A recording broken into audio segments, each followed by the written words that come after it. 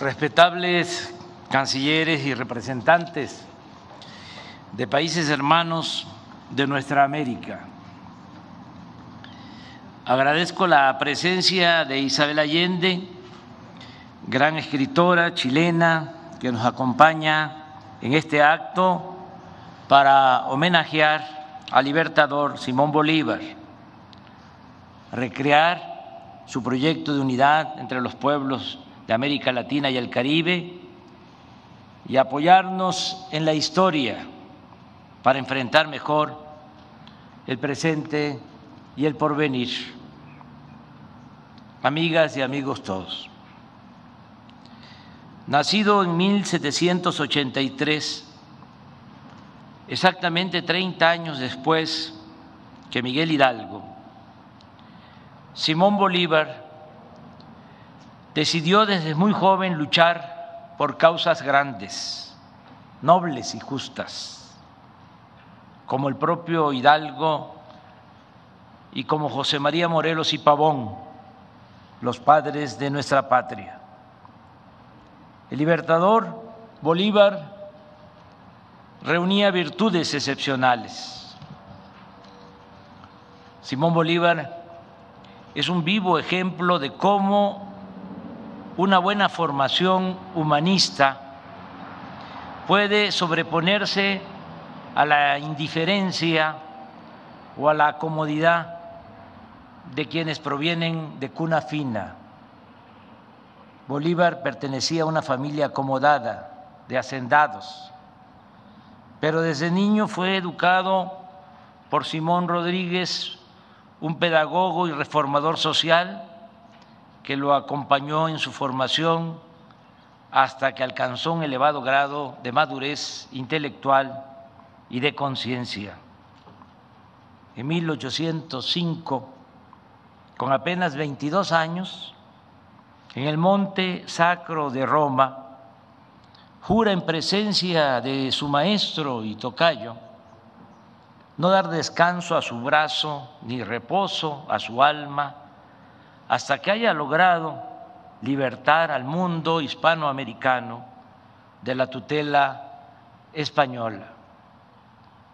Al igual que su padre, tenía vocación militar, pero al mismo tiempo era un hombre ilustrado y, como solía decirse, de mundo, pues viajó mucho por Europa, vivió o visitó España, Francia, Italia, Inglaterra, hablaba francés, sabía de matemáticas, de historia, de literatura, pero no solo era un hombre de pensamiento, era también un hombre de acción.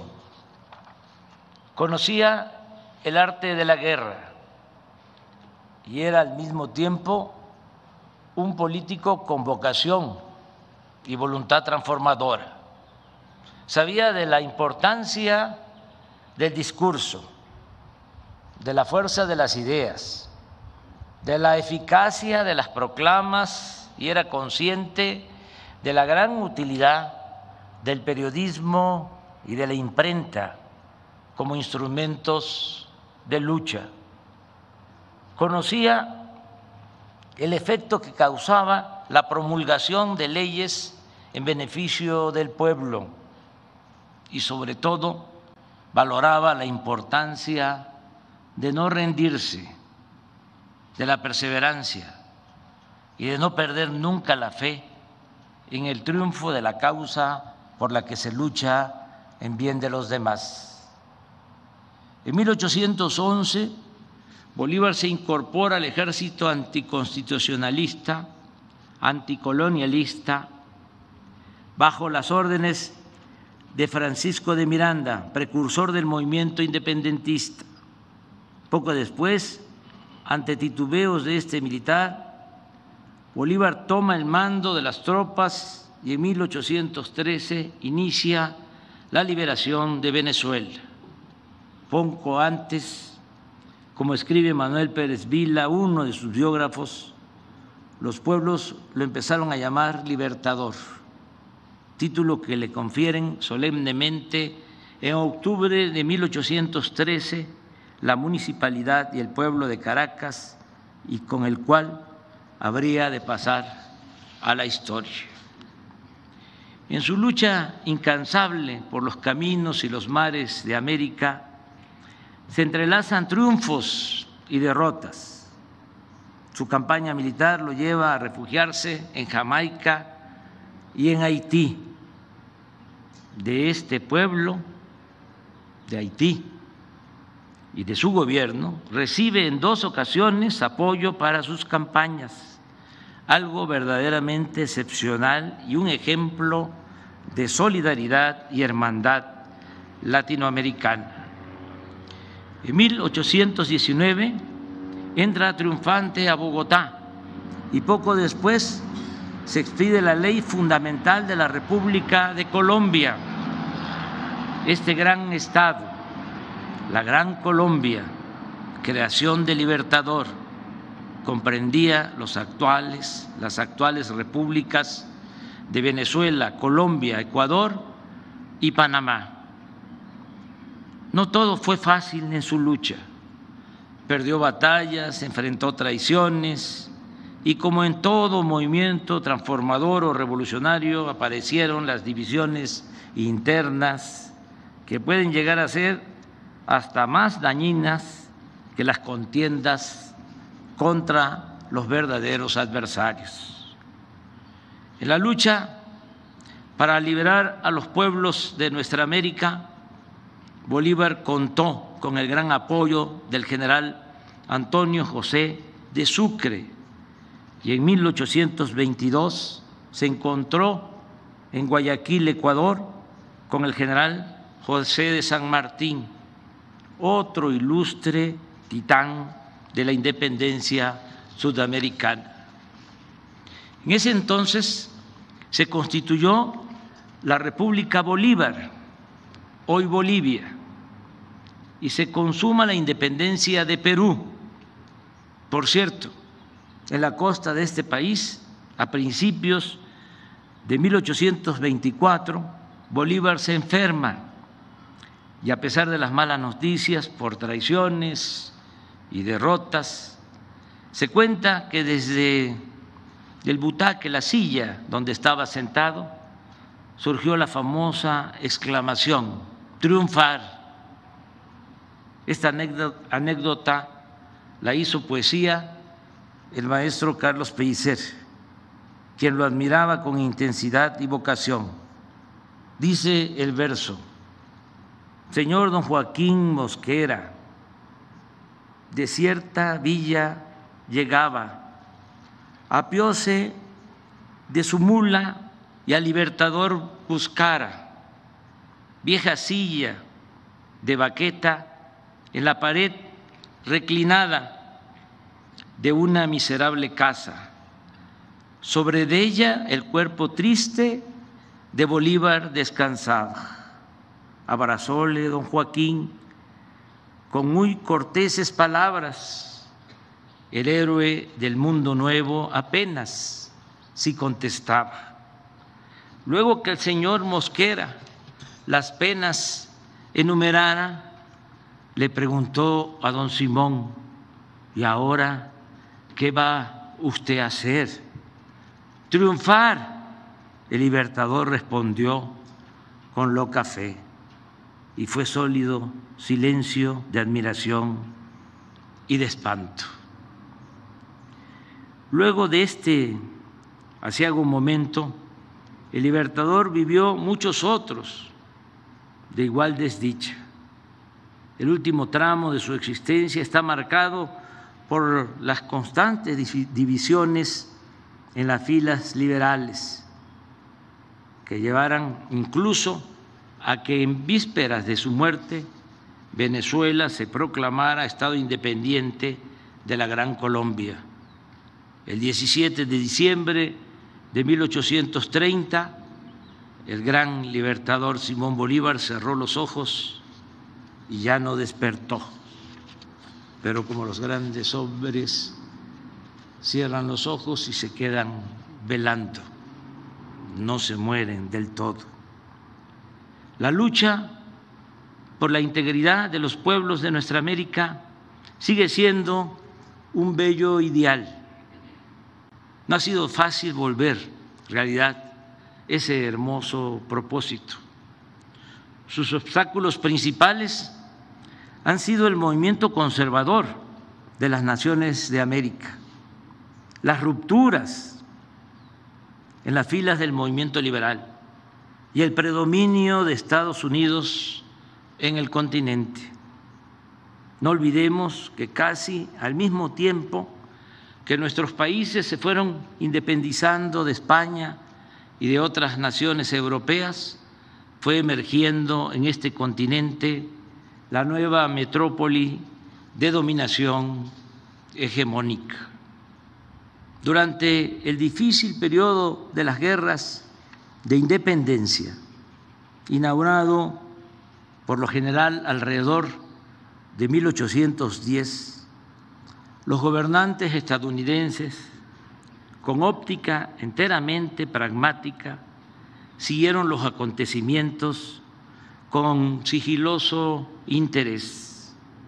Estados Unidos maniobró en diferentes tiempos conforme a un juego unilateral, cautela extrema al principio para no irritar a España, Gran Bretaña, la Santa Alianza, sin obstaculizar la descolonización que por momentos se veía dudosa. Sin embargo, hacia 1822, Washington inició el reconocimiento rápido de las independencias logradas a fin de cerrar el paso al intervencionismo extracontinental. Y en 1823, al fin, una política definida. En octubre, Jefferson, progenitor de la Declaración de Independencia y convertido para entonces en una especie de oráculo, dio respuesta por carta a una consulta que sobre la materia le hiciera el presidente Monroe. En un párrafo significativo, Jefferson dice: nuestra primera y fundamental máxima debería ser la de jamás mezclarnos en los embrollos de Europa. La segunda, nunca permitir que Europa se inmiscuya en los asuntos de este lado del Atlántico. En diciembre, Monroe pronunció el famoso discurso en el que quedó delineada la doctrina que lleva su nombre, la consigna de América para los americanos. Terminó de desintegrar a los pueblos de nuestro continente y destruir lo edificado, lo material, por Bolívar. A lo largo de casi todo el siglo XIX se padeció de constantes ocupaciones, desembarcos, anexiones, y a nosotros nos costó la pérdida de la mitad de nuestro territorio con el gran zarpazo de 1848. Esta expansión territorial y bélica de Estados Unidos se consagra cuando cae Cuba, el último bastión de España en América, en 1898, con el sospechoso hundimiento del acorazado Maine en La Habana, que da lugar a la enmienda Platt y a la ocupación de Guantánamo. Es decir, para entonces Estados Unidos había terminado de definir su espacio físico vital en toda América.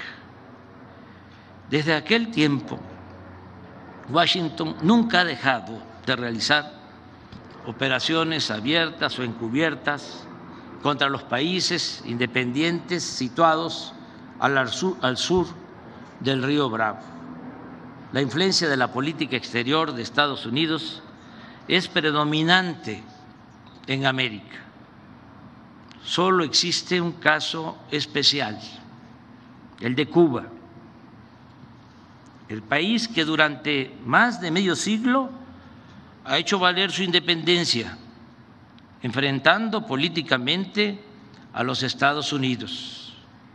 Podemos estar de acuerdo o no con la Revolución cubana y con su gobierno, pero al haber resistido 62 años sin sometimiento, es toda una hazaña. Puede que mis palabras provoquen enojo en algunos o en muchos, pero como dice la canción de René Pérez Joglar, de Calle 13, yo siempre digo lo que pienso. En consecuencia, creo que por su lucha en defensa de la soberanía de su país, el pueblo de Cuba merece el premio de la dignidad.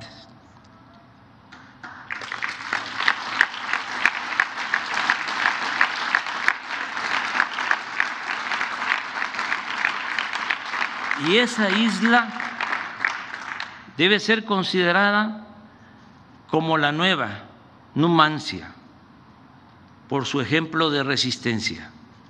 Y pienso que por esa misma razón debiera ser declarada Patrimonio de la Humanidad.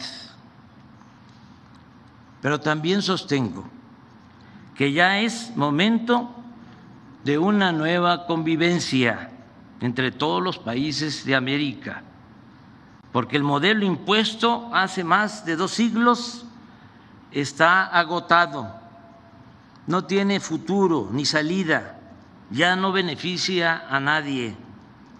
Hay que hacer a un lado la disyuntiva de integrarnos a Estados Unidos o de oponernos en forma defensiva. Es tiempo de expresar y de explorar otra opción, la de dialogar con los gobernantes estadounidenses y convencerlos y persuadirlos de que una nueva relación entre los países de América es posible. Considero que en la actualidad hay condiciones inmejorables para alcanzar este propósito de respetarnos y caminar juntos sin que nadie se quede atrás.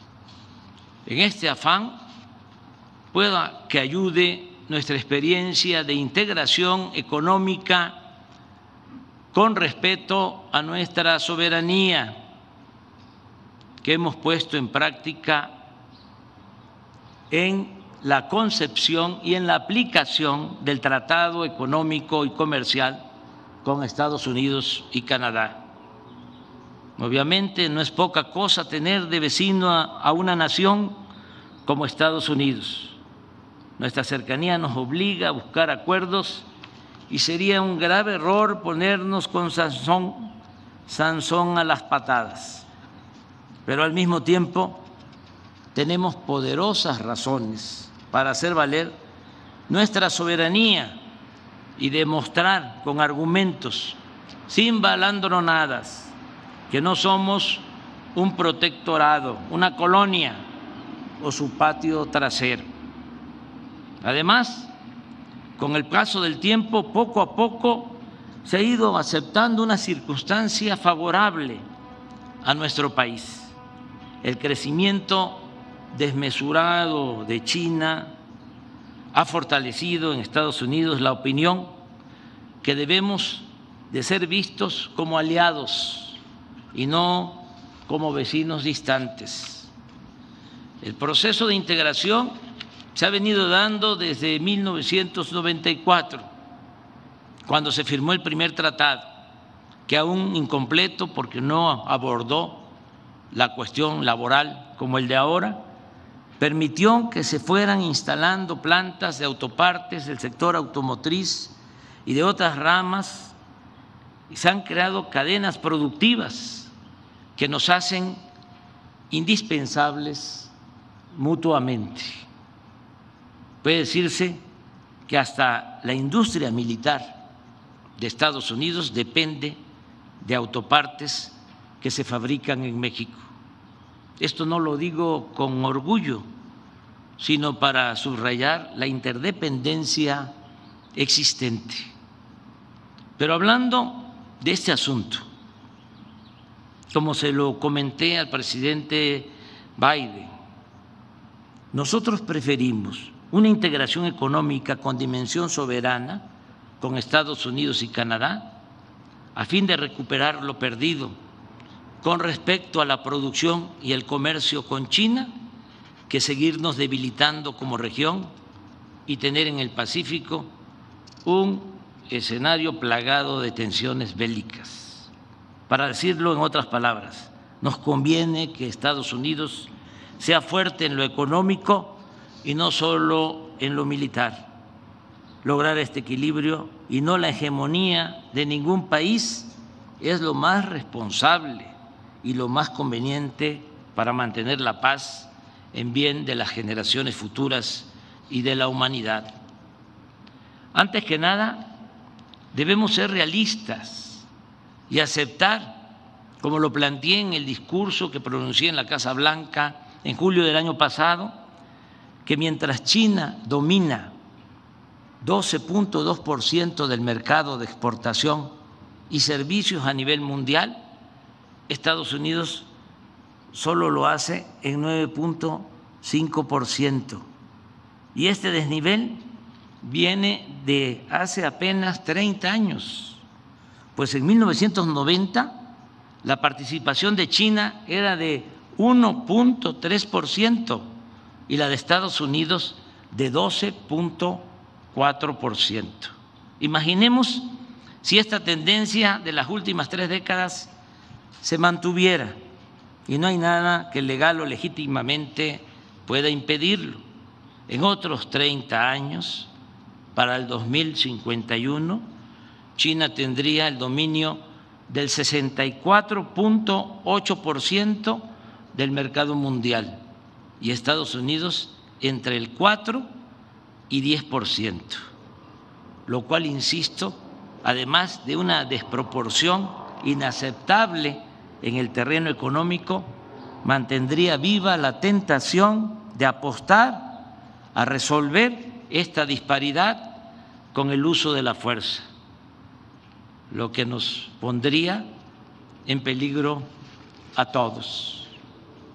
Podría suponerse de manera simplista que corresponde a cada nación asumir su responsabilidad, pero tratándose de un asunto tan delicado y entrañable, con respeto al derecho ajeno y a la independencia de cada país, pensamos que lo mejor sería fortalecernos económica y comercialmente en América del Norte y en todo el continente. Además, no veo otra salida. No podemos cerrar nuestras economías ni apostar a la aplicación de aranceles a países exportadores del mundo, y mucho menos debemos declarar la guerra comercial a nadie. Pienso que lo mejor es ser eficientes, creativos, fortalecer nuestro mercado regional y competir con cualquier país o con cualquier región del mundo. Desde luego, esto pasa por planear conjuntamente nuestro desarrollo, nada de dejar hacer o dejar pasar.